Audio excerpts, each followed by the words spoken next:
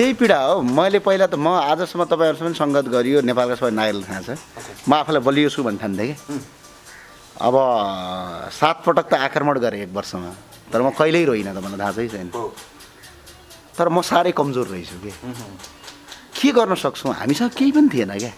जब मान्छे अगाडि बसेर म मरिसकेँ भन्थ्यो, हामी एउटा एम्बुलेन्समा जाँदाखेरि एकजना मान्छे अस्पताल नर्भिक अस्पतालको गेटमै मऱ्यो क्या। अस्पतालभित्र लिन दिएन, हामीले निःशुल्क एम्बुलेन्स सेवामा ल्याएका थियौँ, भित्र भर्नै गर्न दिएन। जब झलनाथ खनालजीका लागि चाहिँ पहिल्यै बेड रिजर्भ थियो, त्यहाँ बेड छैन भनेर लगेन, ती मान्छे एम्बुलेन्समै मरे। त्यो पीडा कसरी महसुस गर्ने। अस्ति तपाईँको त्यहाँ उसमा लगनखेलमा त्यो पाटनमा यो अक्सिजनको लाइनमा जाँदाखेरि एकजना भाइ आफ्नो दिदी बचाइदिनुहोस् भनेर हारगुहार गरिराखेका थिए। म त भगवान् त होइन, मसँग त्यो किसिमको स्रोत र साधन पनि छैन। कहिलेकाहीँ के लाग्छ भने भगवान्ले त्यो अधिकार दिउन् कि जहाँ हामीले छुने, हामीले उ गर्ने बित्तिकै मान्छे सन्च होस्। केही पनि छैन नि हामीसँग, न राज्य हो न सरकार हो, न कहीँ हामीसँग हेलिकप्टर उठाएर कहाँ न डक्टर, केही पनि छैन। तर आशा र भरोसा छ भनेपछि त्यो पीडा हामीले आज बयान गर्न सक्दैनौँ कि, बयानै गर्न नसक्ने पीडा हुन्छ। अहिले सरकारको पर्फर्मेन्सलाई भनौँ अथवा स्वास्थ्य मन्त्रालयको पर्फर्मेन्सलाई तपाईँले नम्बर दिनु पऱ्यो भने कति दिनुहुन्छ? 5, 10, 50 कति? -100 दिन्छु म, -100। यो -100 के, यो 0 भन्दा पनि तल आउँदा -100 हो। केही कामै छैन, के काम छ उहाँ गरेर अगर म स्वास्थ्य मन्त्री हो रे, हल्लानाले घोटाला गरेको थियो रे, फेसबुकमा स्टाटस लेख्ने हो, हिम्मत र दमसन गरेर समाएर कारवाही गर्ने हो, मन्त्री पो हो त गाँडे। तपाईँलाई कतिको फोन आउँछ यस्ता पीडाका फोनहरू? दैनिक तपाईँको 100औं फोनहरू आइरहेको हुन्छ। अब फेरि हामी उपलब्ध गराउन सकेका छैनौँ, म माफ माग्न चाहन्छु। किनकि यो केपी शर्मा ओलीज्यूले नयाँ नीति ल्याउनु भयो, सास फेर्नका लागि पनि अनुमति चाहिने। सिसिएमसी भन्ने एउटा जन्तु छ क्या नेपालमा, म त जन्तु भन्छु। त्यसरी भ्रष्टाचार गर्ने र लुट्ने, अनि ईश्वर पोखरेलका छोराहरूको दादागिरी चल्ने थियो, डाम्नाहरूको। म डाम्ना नै भन्छु, यो कसैले चित्त दुख्यो भने केही फरक पर्दैन। मैले त हिजोबाटै भनिसकेँ, अब सम्माननीय र माननीय भन्ने शब्द नै हटाउँ। जनता मरेको बेला तपाईँको पदका लागि लड्नेलाई अब सम्माननीय भन्नु भनेको हामीले त्यो सम्माननीय शब्दको अपमान गर्नु। तिनीहरू ईश्वर पोखरेलका छोरा, शङ्कर पोखरेलका छोराहरू, उपराष्ट्रपतिका छोराहरूको मोज मस्ती गर्ने थलो, भ्रष्टाचार गर्ने थलो सिसिएमसीले अहिले बिचरा नागरिकलाई सास फेर्नका लागि अब अनुमति लिनुपर्छ भने हामीसँग सिलिन्डर नै छैन। कहाँबाट ल्याउने?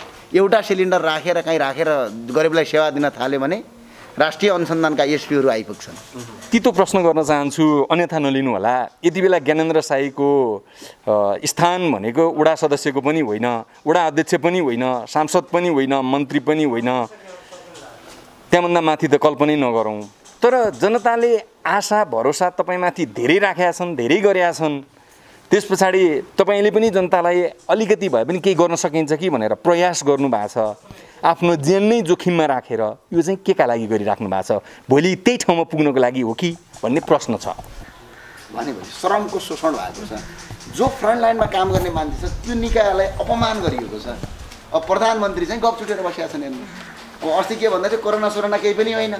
अस्ति त यस्तोसम्म भन्नुभयो कि एक दिन होइन, कस्तोसम्म कुरा गर्नुभयो भने होइन गङ्गाजी, मतलब उहाँले के एउटा खतरा कुरा गर्नुभयो कि आकस्मिक बेड गरे मान्छेको बेडको केही समस्यै छैन।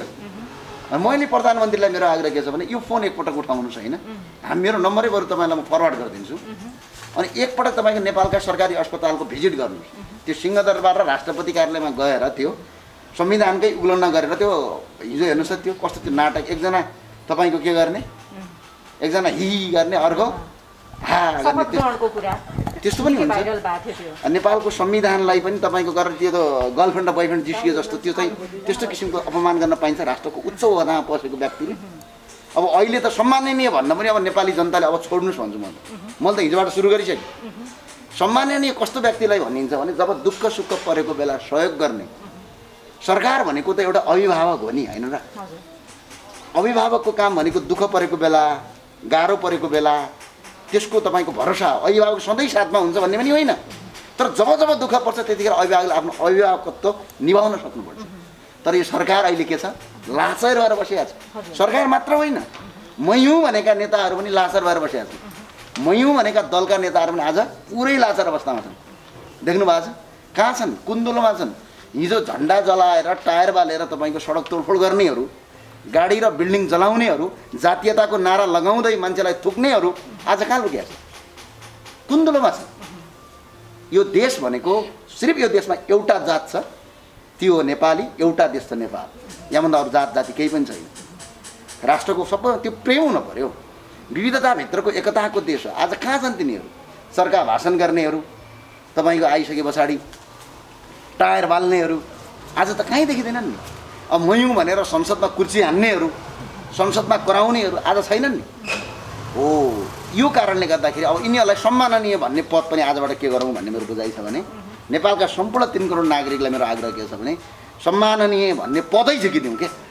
यो सम्माननीय भन्दाखेरि यो अपमान भयो क्या, त्यो शब्दको नै अपमान भयो।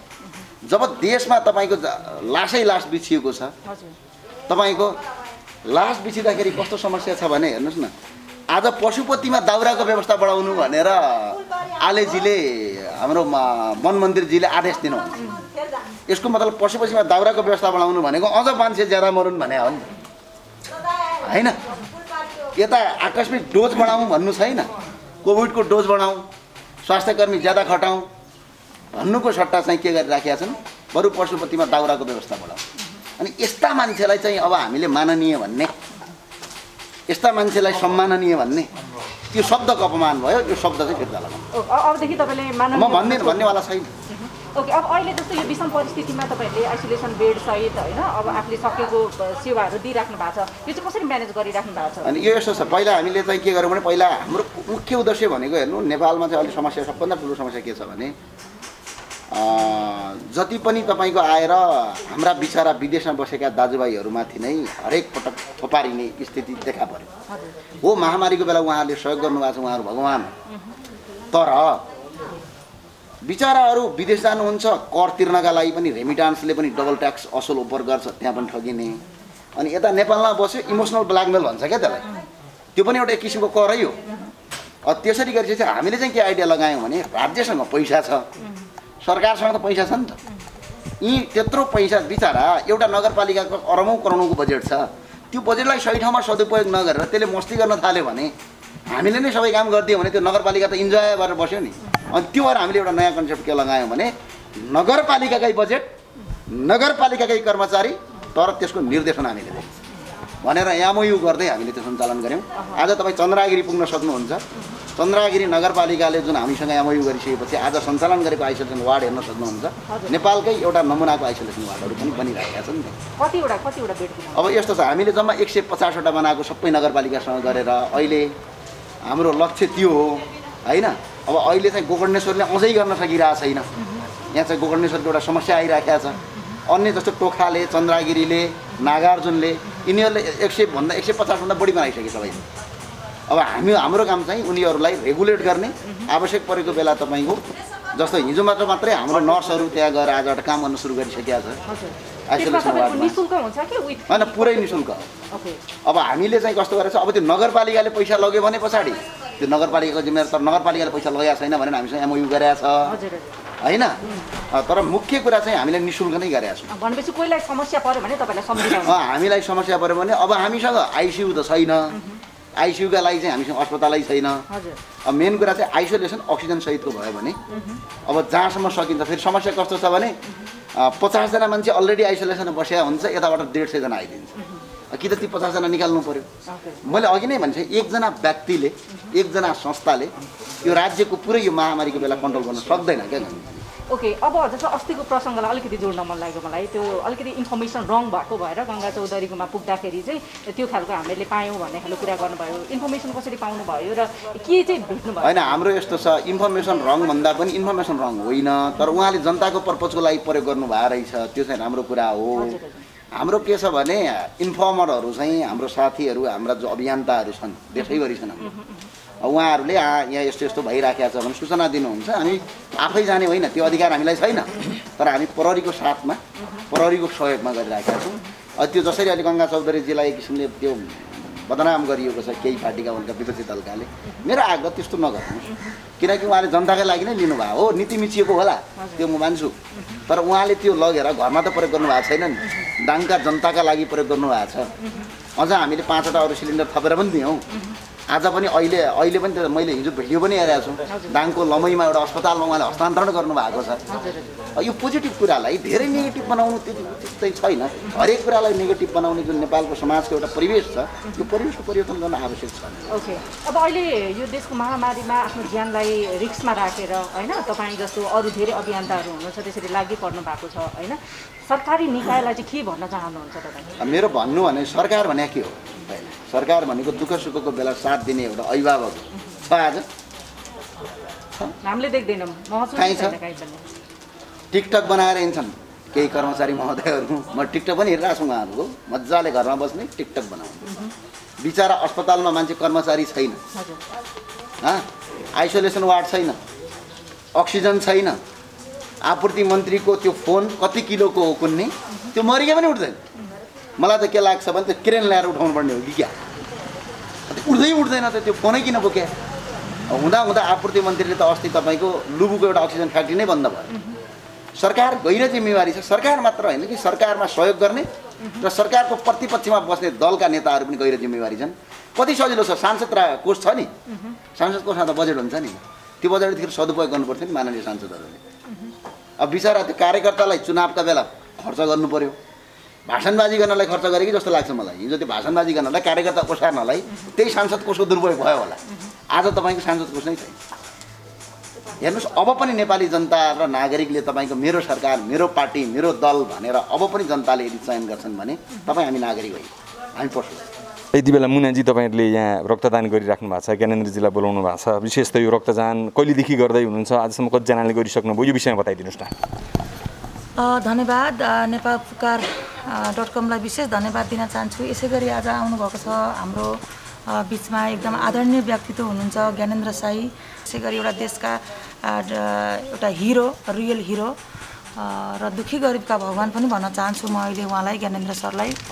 र हामीले यो Nepal red cross society Bhaktapur जिल्ला शाखाबाट चाहिँ हामीले यो चाहिँ 3 दिन भयो यो अभियान चलाएको। यो अभियान हाम्रो कन्टिन्यू रहिरहेको छ। यो 3 दिनमा चाहिँ हामीले चाहिँ 34 जना, हिजो 21 जना, अस्ति 23 जना र आज त अब दिने क्रम हाम्रो सुरु भएको छ। 4-5 जना, 7-8 जना त भइसक्नु भएको छ आज पनि। र यो हामीले ब्लडको यो डोनेसन गरिरहँदाखेरि यो राख्नुको हाम्रो एउटा कारण चाहिँ के थियो भन्नुहुन्छ भने सबैजना खटिराख्नु भएको छ। कोही अब सिलिन्डरमा खट्नुभएको छ, कोही अब अक्सिजनमा खट्नुभएको छ, कोही कता खट्नुभएको छ होइन, धेरैतिर सबैको खटाइ एउटै छ। तर हामीले एउटा यस्तो सोच्यौँ कि हामी आयोजक संस्थाहरू हामी 3टा छौँ अहिले। Ultimate wrestling entertainment private limited यो मेरै कम्पनी हो। मानवका लागि मानव सहयोगी केन्द्र यो हाम्रो भक्तपुरबाट छ। Lions club international district 3 to 5 A2 Nepal, यो हाम्रो इन्द्र कार्की दाजु हुनुहुन्छ। हामीले चाहिँ यो आकस्मिक रक्तदान कार्यक्रम राखेका छौँ। यसमा चाहिँ मैले यस्तो देखेँ कि अहिले सबैतिर चाहिँ सबै अभियन्ताहरू खटेको देखेँ, समाजसेवीहरू खटेको देखेँ, सबैजना खटेको देखेँ। तर रगत सङ्कलनमा चाहिँ मैले खासै देखिनँ। र मैले यस्तो पाएँ कि एउटा पब्लिकमा एउटा यस्तो क्रेज पाएँ कि उहाँहरूले के भन्नुभयो भने हामी रगत त दिन्थ्यौँ तर हामी कहाँ गएर दिने, हस्पिटलमा जम्मा हामीलाई भित्र पस्न दिँदैन,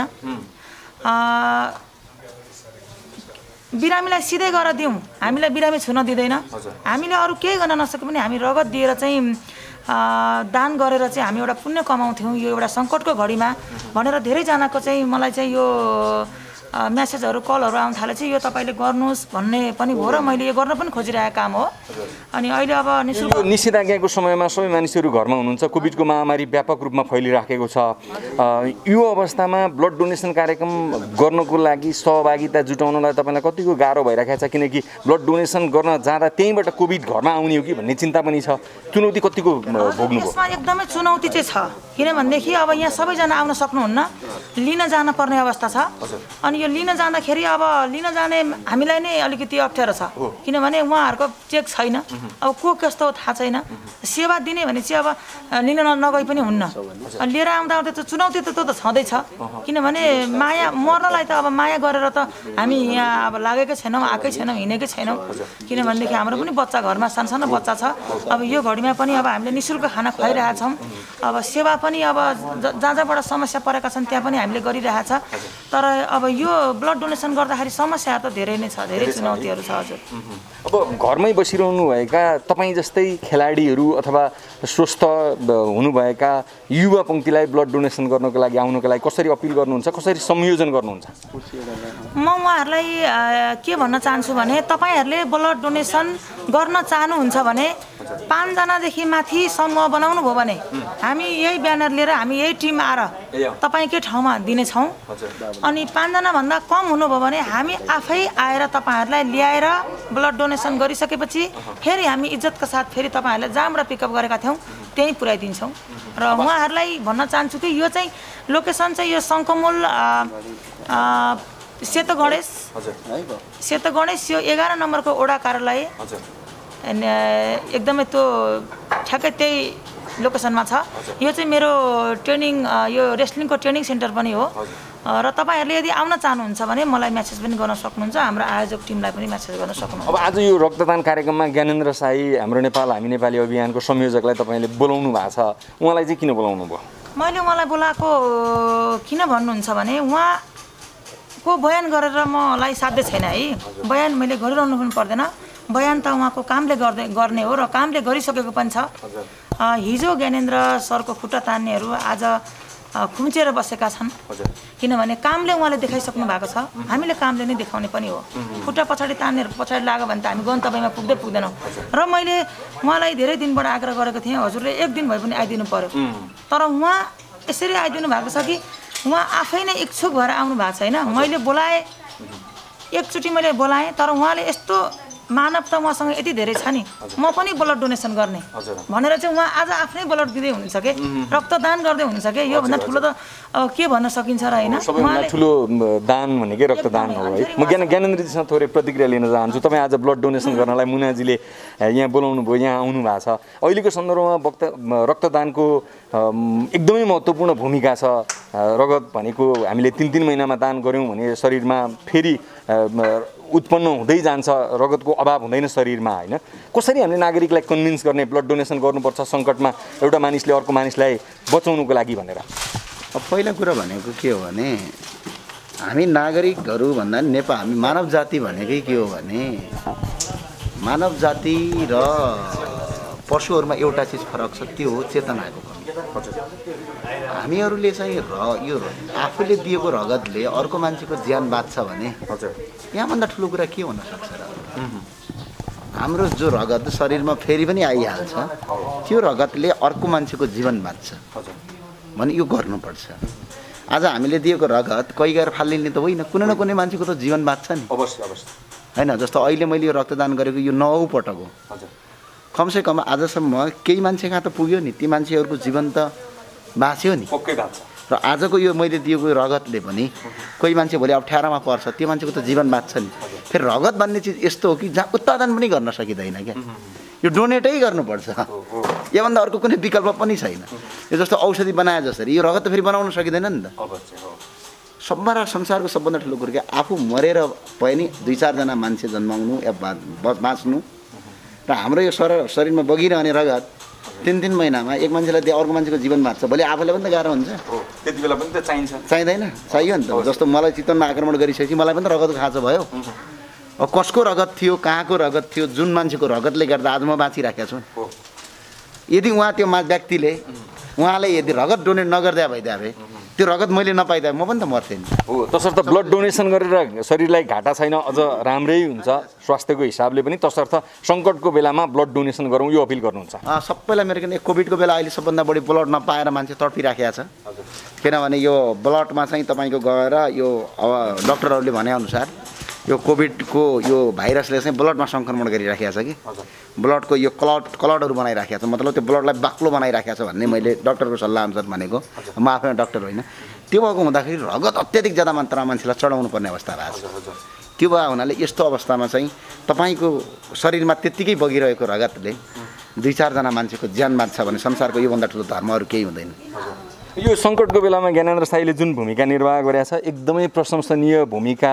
यही भूमिका नेताहरूले गरिदिएको भए सायद ज्ञानेन्द्र साईहरू जन्मने नै थिएनन् भनेर नागरिकहरूले तपाईँको प्रशंसा गरिराखेका छन्। हिजो एउटा अन्तर्वार्ता हेर्दै थिएँ, ज्ञानेन्द्र साई त्यहाँ रुँदै थिए एकदम भावनात्मक ढङ्गबाट, खै प्रधानमन्त्री के गर्यो सरकारले भनेर।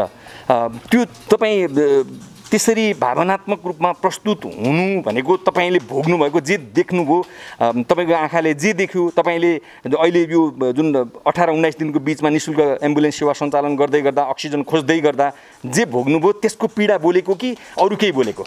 त्यही पीडा हो। मैले पहिला त म आजसम्म तपाईँहरूसँग सङ्गत गरियो नेपालका सबै नागरिकले थाहा छ, म आफूलाई बलियो छु भन्ने ठान्थेँ कि। अब 7 पटक त आक्रमण गरेँ 1 वर्षमा, तर म कहिल्यै रोइनँ, त मलाई थाहा छैन। तर म साह्रै कमजोर रहेछु के गर्न सक्छौँ, हामीसँग केही पनि थिएन क्या। जब मान्छे अगाडि बसेर म मरिसकेँ भन्थ्यो, हामी एउटा एम्बुलेन्समा जाँदाखेरि एकजना मान्छे अस्पताल, नर्भिक अस्पतालको गेटमै मऱ्यो क्या। अस्पतालभित्र लिन दिएन, हामीले निःशुल्क एम्बुलेन्स सेवामा ल्याएका थियौँ, भित्र भर्नै गर्न दिएन। जब झलनाथ खनालजीका लागि चाहिँ पहिल्यै बेड रिजर्भ थियो, त्यहाँ बेड छैन भनेर लगेन, ती मान्छे एम्बुलेन्स नै मरे। त्यो पीडा कसरी महसुस गर्ने? अस्ति तपाईँको त्यहाँ उसमा लगनखेलमा त्यो पाटनमा यो अक्सिजनको लाइनमा जाँदाखेरि एकजना भाइ आफ्नो दिदी बचाइदिनुहोस् भनेर हारगुहार गरिराखेका थिए। म त भगवान् त होइन, मसँग त्यो किसिमको स्रोत र साधन पनि छैन। कहिलेकाहीँ के लाग्छ भने भगवान्ले त्यो अधिकार दिउन् कि जहाँ हामीले छुने, हामीले उ गर्ने बित्तिकै मान्छे सन्चो होस्। केही पनि छैन नि हामीसँग, न राज्य हो, न सरकार हो, न कहीँ हामीसँग हेलिकप्टर उठाएर कहाँ, न डक्टर, केही पनि छैन। तर आशा र भरोसा छ भनेपछि त्यो पीडा हामीले आज बयान गर्न सक्दैनौँ कि, बयानै गर्न नसक्ने पीडा हुन्छ जसको कुनै शब्द नै छैन क्या। आँखै अगाडि मान्छे म मऱ्यो। जस्तो अहिले पनि तपाईँ हामी यति 4 जना बसेका छौँ, अहिले नै यदि कोभिड भइदियो भने पनि तपाईँ हामीलाई नै बचाउने मान्छे हुँदैन कि, कसरी बाँच्ने? त्यसको लागि के गर्नु पऱ्यो भने आफूले आफ्नो ठाउँबाट सहयोग गर्नु पऱ्यो, अर्काले अर्का ठाउँबाट सहयोग गर्नु पऱ्यो। यो सङ्कटको क्षणमा राज्य खोज्छन्, राज्य भेट्दैनन्, देख्दैनन्, भेटिँदैन पनि, महसुस गर्ने ठाउँ पनि छैन। तर ज्ञानेन्द्र साईलाई त निकै मानिसहरूले खोजिराखेका छन्। तैपनि ज्ञानेन्द्रलाई फोन गर्न पाए एउटा सिलिन्डर अक्सिजन पाइन्थ्यो कि, मेरो आफन्त बचाउन सकिन्थ्यो कि भनेर हामीलाई पनि इन्क्वायरी गर्नुहुन्छ दर्शकहरूले। तपाईँलाई कतिको फोन आउँछ यस्ता पीडाका फोनहरू?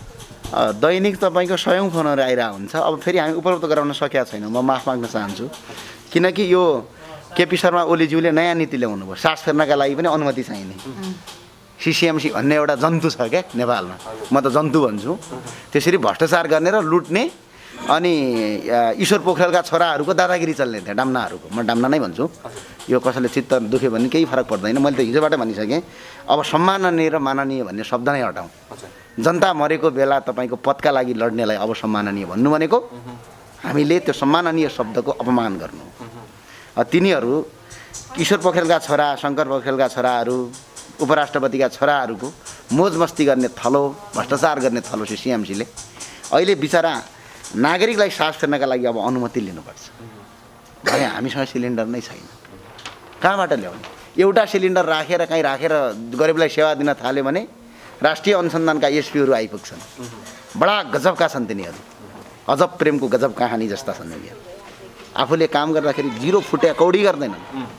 जब कसैले केही राम्रो काम र जनता बचाउन थाल्यो भने उल्टो कानुन पढाउन आइपुग्छन्। कानुन भोलि गरौँला, पहिला जनता बचाउँ, त्यसपछि गरौँला। हामी सहयोग गर्न सकिरहेका छैनौँ। यो महामारीको बेला अघि नै भनिसके, एकजना व्यक्ति र एकजना संस्थाले केही पनि गर्न सक्दैन। जबसम्म राज्य सक्रिय हुँदैन तबसम्म महामारीलाई नियन्त्रणमा लिन सकिँदैन।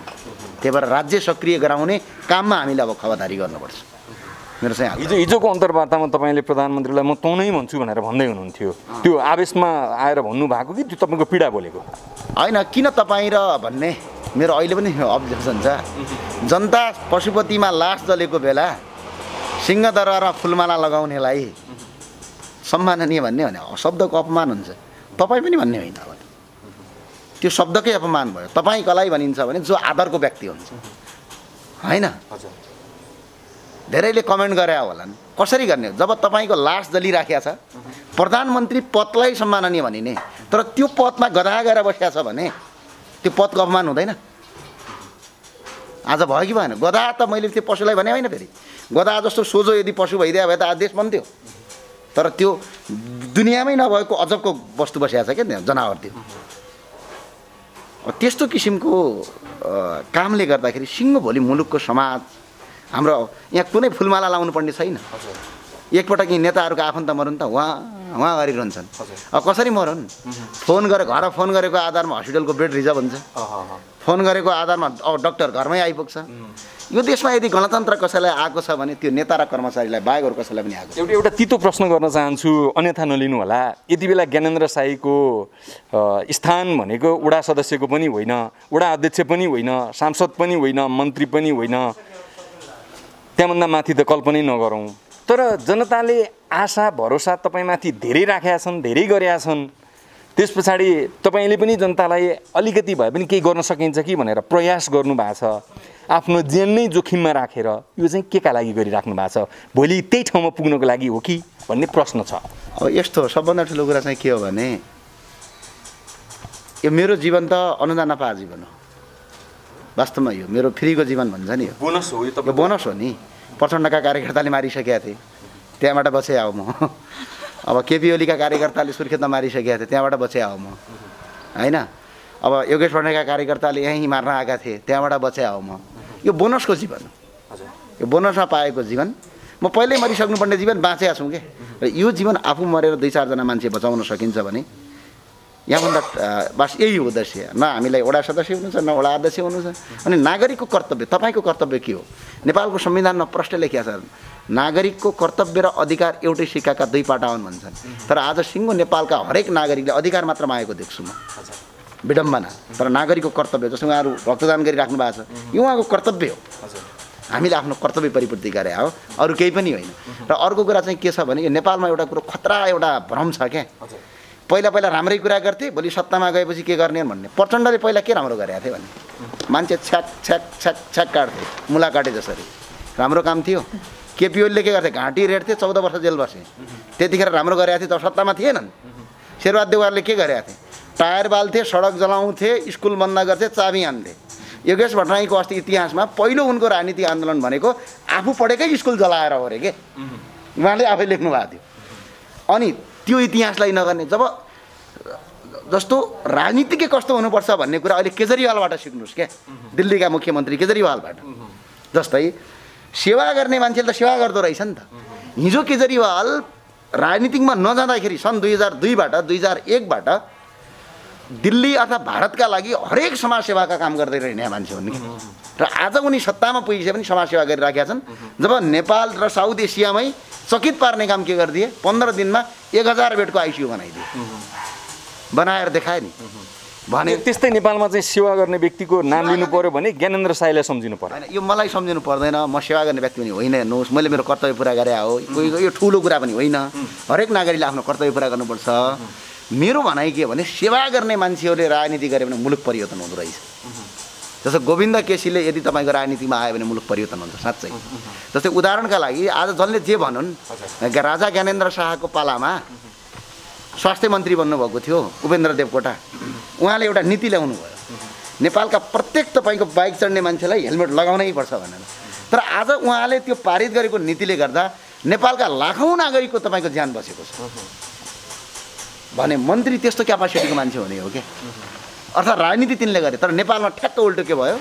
गुन्डागर्दी, चोरी, डकैती, भ्रष्टाचारी, फटागिरी, दलालगिरी, यिनीहरू चाहिँ राजनीति गर्ने भयो क्या। एउटा आर्टिफिसियल क्वेसन गर्छु मैले यहाँलाई। अहिलेको अवस्थामा ज्ञानेन्द्र शाही स्वास्थ्य मन्त्री थिए भने के यो 24 घण्टामै सबै समस्याको समाधान गर्न सक्नुहुन्थ्यो त तपाईँ? होइन, सबै समस्याको समाधान 24 घण्टा गर्न सकिँदैन। तर यहाँभन्दा तपाईँको 200%ले उत्कृष्ट काम गर्न सकिन्छ यही बजेटमा। जस्तै केही पनि गर्नु पर्दैन। पहिला त्यो खोपमा, डोजमा घोटाला नगरेर पहिला डोज ल्याउने हो। खोप ल्याएर नेपाल भनेको सानो देश हो, त यो देशमा कमै मात्रामा जनसङ्ख्या छ। निजामती कर्मचारी घर घरमा भाग लाउने हो भने पनि 10 जना बराबर 1 जना निजामती कर्मचारी पर्छ। प्रहरी र निजामती कर्मचारी, प्रहरी, आर्मी, सशस्त्र प्रहरी सबै यदि भाग लगाउने हो भने सायद मेरो हिसाबमा कति 4 लाख कि 5-6 लाख हुन्छन्। हाम्रो 3 करोड छ, 3 करोड भागे 5 लाख हान्नुहोस् त कति पर्यो? त्यो 10-15 जना 20 जना बराबर 1 जना पर्छ। भनेपछि हाम्रो स्रोत टन्नै छ। ती सबैलाई त्यो डोज लगेर घर घरमा पहिले लगाइदिया भइदिया भए आज केही मान्छे कोरोना सङ्क्रमित बस्थ्यो। अर्को जसले फ्रन्ट लाइनमा काम गरिरहेछन् उनीहरूलाई उचित किसिमको भत्ता दिए भए अझै राम्रोसँग काम गर्थे। अनि अर्को अस्पतालको निरीक्षण हो। जति पनि तपाईँको सरकारी अस्पताललाई गुणस्तरीय बनाउने यो अक्सिजनको समस्या आउँदैछ भन्ने कुरा त 1 वर्ष अगाडि थाहा थियो नि त्यतिखेर तपाईँको अक्सिजनको प्लान्टहरू लगाउने हो कि त्यसलाई तपाईँको जिल्लामा हस्पिटलमा लगाउने हो कि त्यो लगाइदिनु पर्थ्यो र अनि अब यति पेन्डामिक यो अवस्था आइसक्यो भने अब अहिले त मान्छे कोभिडभन्दा बढी पनि तपाईँको झुन्डिएर आत्महत्या गरेर मर्दैछ जस्तै अब त ब्याङ्क यस्तो अचम्म र लाजमर्दो र घिनलाग्दो देशमा हामी बसेका छौँ कि यो व्यवस्था भएको देशमा कोभिडको बेला पनि ब्याङ्कहरूले के गर्छन् भने यो वर्ष मेरो यति करोड बेनिफिट भनेर देखाउँछन् भने ब्याङ्कलाई रेगुलेट गर्न पर्थ्यो आर्थिक नीति नयाँ हिसाबले पारित गर्न पर्थ्यो अनि कोभिड त आफै नियन्त्रण हुन्छ नि त त्यो किसिमको व्यवस्था गरेर मुलुकलाई सही बाटोमा अगाडि बढाउन सकिन्थ्यो सजिलैसँग सकिन्थ्यो अनि अर्को कुरा चाहिँ के गर्न सकिन्थ्यो भने त्यो जसरी अहिले स्वास्थ्य सामग्रीमा घोटाला भएको छ यिनीहरूलाई सजिलैसँग पहिला उपयोग गरेर धेरैभन्दा धेरै मान्छेको ज्यान बचाउन सकिन्थ्यो अहिले सरकारको पर्फर्मेन्सलाई भनौँ अथवा स्वास्थ्य मन्त्रालयको पर्फर्मेन्सलाई तपाईँले नम्बर दिनु पऱ्यो भने कति दिनुहुन्छ 5, 10, 50 कति -100 दिन्छु म -100 यो -100 के यो 0 भन्दा पनि तल आउँदा -100 हो केही कामै छैन के काम छ उहाँ गरेर अगर म स्वास्थ्य मन्त्री हो रे हल्लानाले घोटाला गरेको थियो रे फेसबुकमा स्टाटस लेख्ने हो हिम्मत र दमसन गरेर समाएर कारबाही गर्ने हो मन्त्री पो हो त यहाँले बच्चा त होइन नि त त्यो किसिमको व्यवस्था हुनुपर्छ त्यो चाहिँ गलत भइराखेको छ ल ज्ञानजी महत्त्वपूर्ण कुराकानी गर्ने अवसर मिल्यो यहाँलाई धेरै धेरै धन्यवाद